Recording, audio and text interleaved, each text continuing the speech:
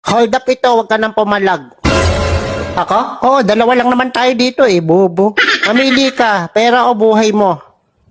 Wala bang ibang choices yan? Ano to, exam, multiple choices? Ay, sakit sa pasakalin. Yung buhay ko, binigay ko na sa asawa ko. Yung pera ko, kinuha na rin niya.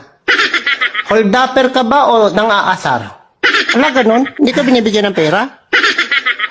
Nang-aasar ka yata eh.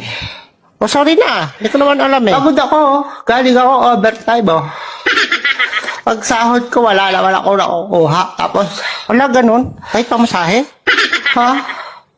Pag mag-hold up ka, huwag ka na mag-asar. Ang grabe naman affected mo. Saka ako hold upin mo, yung walang asawa, walang pamilya, ganun. Ano yun, tatanungin ko muna kung may asawa o wala. May issue yan. O ito, may iyak ka na eh. Pag hold up lang, walang asaran. Hindi ko naman alam eh. Ang iinis ka eh. Sige, sa susunod tatanungin ko kung Sukan sige. mo, nabubuli ka pa eh. Nag-hold up ka na, nabubuli ka pa. Hindi ko nga sadya, hindi ko alam. Dalawang kaso yan. Wala ganun ba yun? Bullying and hold upping. Uy, totoo yun? Meron yata nun. Sige na, hindi na kita hold upin. Nahingan mo pa akong tito. Sige na, Hayop. balis ka sa akin ko, nakakaliban-baran ako sa mukha mo. Ito na, paalis na. Hindi ko naman alam na under ang hayop ka eh.